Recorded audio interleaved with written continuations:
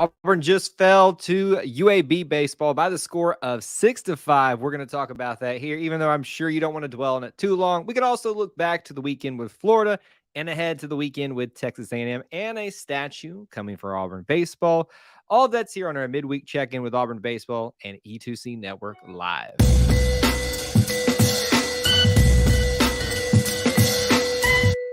War Eagle Auburn family, welcome back to the E2C Network Live edition, our midweek check-in for Auburn baseball, where we just get together, we sit down and talk about this particular topic. Our main point of emphasis tonight is going to be about what we just witnessed, listened to, if you were able to listen to it or watch it. Auburn and UAB, not so great results. We've had a good luck streak for quite some time in these midweek check-ins, being able to talk about a win.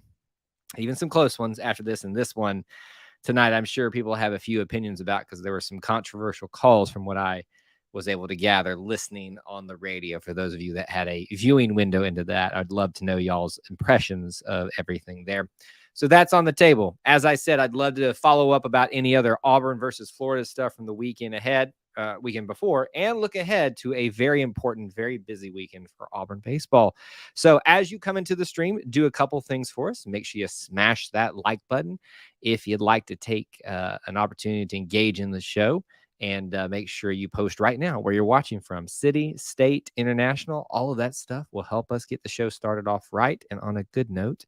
And right now, just drop in your comments and questions, and we'll address them as it comes along. Chill Bumps stopped in a little bit earlier and said War Eagle, so I'll just go ahead and acknowledge you there. Thomas is here. Good to see you here. Devin's here as well. That was such crap. 3 calls that absolutely made a difference in the game. I'm so shocked. Yeah, listen, if there's one thing that Auburn fans have righteously or, kind of overemphasizing lately in sports has been the difficulty of calls in terms of umpires and referees and stuff like that. Doesn't seem to be going this way. I will tell you this from listening to Andy and Brad tonight, specifically Andy too, Andy Bertram being the voice of the Auburn Tigers. He was not happy with some of the calls, decisions to overturn things, especially there in the bottom of the ninth, I think is what it was, or just top of the ninth, when Auburn was on base. That one was pretty crucial and pretty well wrecked Auburn's chances there at the end and kind of set things up for a very, very poor ending. If I'm not mistaken, and please, please, please correct me if I'm wrong, this is Auburn's first midweek loss. Is there one I can't remember? And the reason I bring that up tonight is I remember a time very shortly ago where Auburn was pretty solid on its weekend performances, but kept dropping midweek games, and it really hurt their schedule.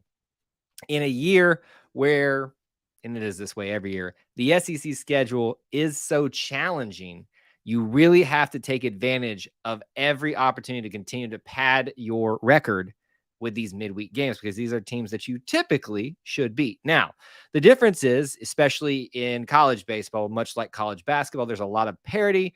UAB is a good program. So not only do you have former Auburn baseball player Casey Dunn coaching them, but apparently Brandon Moore, the father, Auburn baseball player, former Auburn baseball player, and father of Brody Moore, who just left us last year after his long time with Auburn.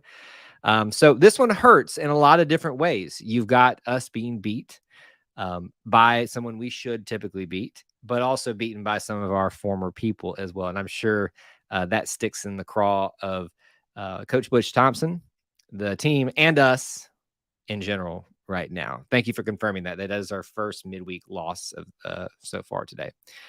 Rob, I always got to remember it's Rob, not Sig for life.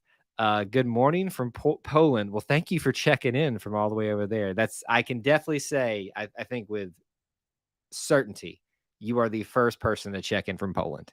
We have had, I think, Norway. We have had Japan, I think maybe we even had somewhere in Southeast Asia, but we have never had someone check in from Poland. That's pretty awesome. He does point out always seem to be struggling with the pitching. Yeah, there are some factors for that this year, and I would recommend that if you haven't, go check out my conversation in this week's The Auburn Experience podcast with Clint as my guest. Now that Austin's out on paternity, it is his paternity leave, but not that he gets it officially from us. He just gets to go be a dad. He sat in with me and talked about his kind of impressions so far of the first essentially half of baseball season, and gave his take about why we're seeing some of the pitching struggling and things like that. It's a good conversation that I would recommend to kind of have some more thoughts about all of that. Yes, Devin, that was really nice to see Tommy Sheehan tonight. I want to go back and look at some of our stats and walk through those a little bit too. But yeah, I was sitting there, and as soon as they brought him in, I was like, wait a minute, where's Tommy Sheehan been? And I forgot that he had been gone for quite some time. So good to have him back in here. Our pitching is just not where we thought it would be, not going to be the season we were hoping for. Devin, I think that's a little bit quick to say that, because these drops in midweek games come a little bit every season at the very least. But I do say that the rate at which the pitching is struggling is going to make having the season that you would hope for, which means making the tournaments, making a little bit of noise there, more and more difficult, especially with Joseph Gonzalez continuing to be out, however long that is going to be. Really, that's it right there. Injuries and Joseph Gonzalez injury are really hurting the pitching staff, because we just need an ace somewhere in that lineup. Now, this is a midweek game. He wouldn't factor into this situation, but obviously it all kind of affects all the way through that. All right. Keep your comments and questions coming here. Very quick walkthrough of what happened tonight. UAB got out really fast, 0-4 in the first inning. Auburn fought back up until about the fourth inning, where they tied it up, took the lead in the seventh, but then gave it right back, the tie at least, in the same inning, that seventh inning, where you just saw a walk-off win for UAB in the bottom of the ninth on their technically home turf. I believe do they play at Regions all the time, or is that they just playing there tonight because it was an Auburn matchup and because they knew Auburn would draw a great crowd?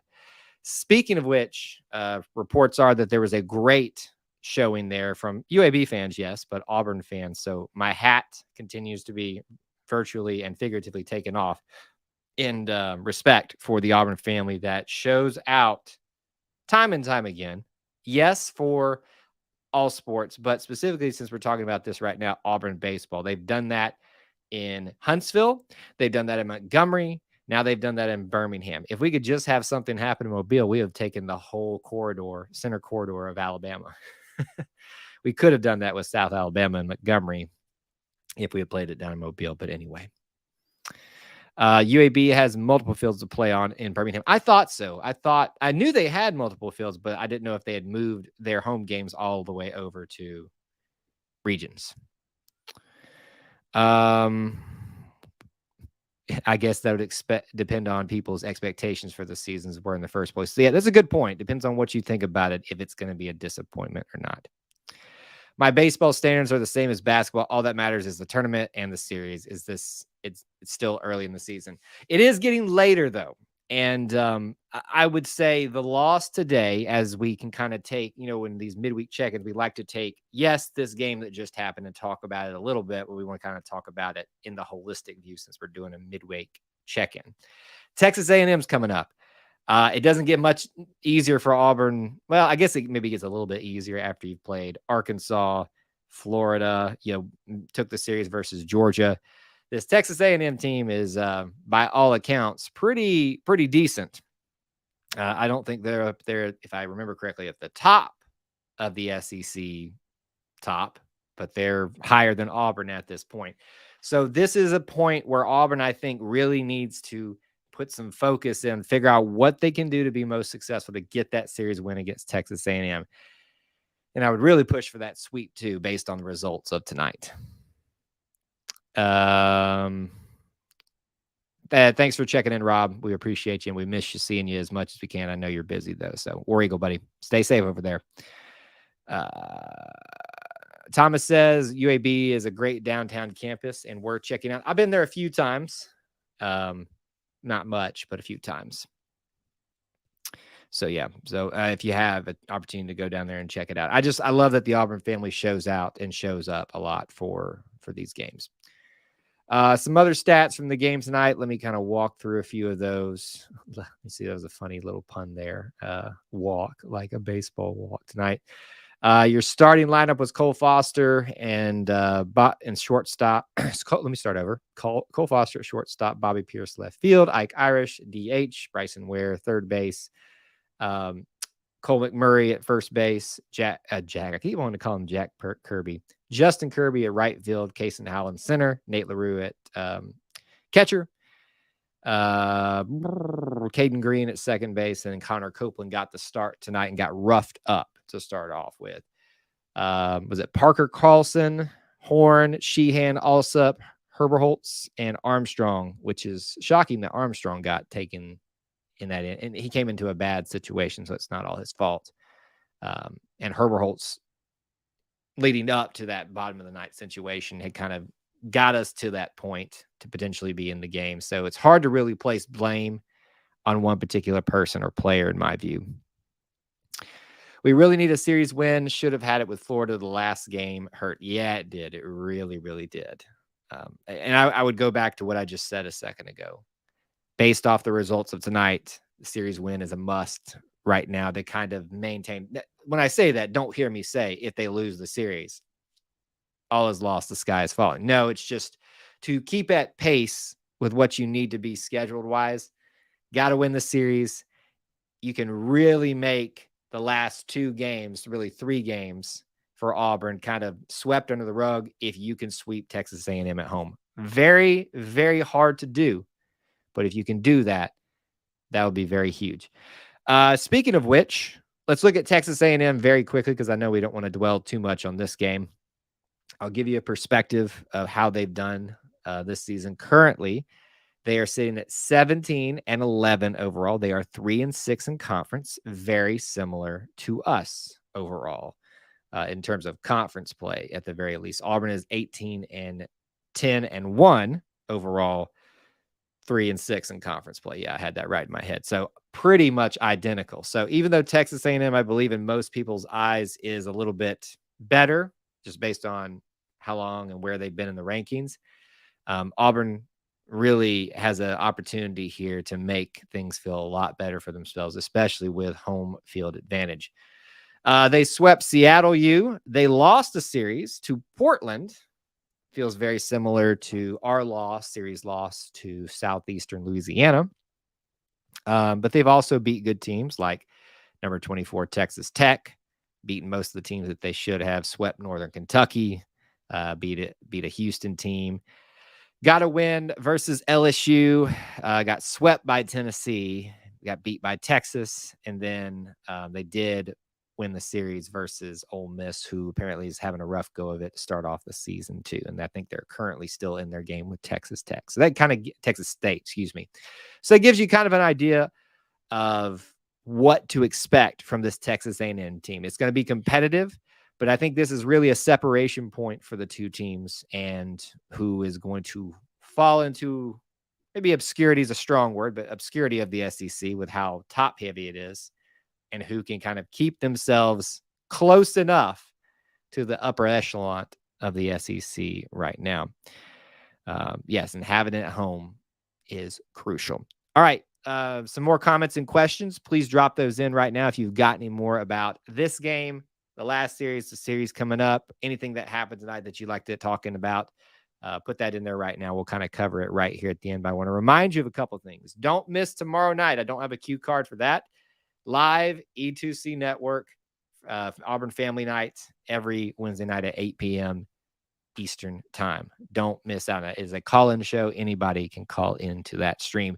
Lots of content planned for this week, obviously barring circumstances may change, but what we're planning, a live stream with the Frank Thomas statue ceremony.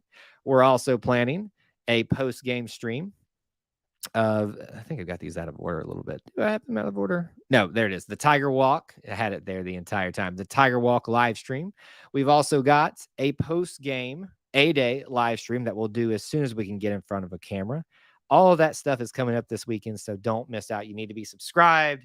You can go ahead and already find the Tiger Walk live stream page set up. So go ahead and smash that like button and that notify me bell so you don't miss out.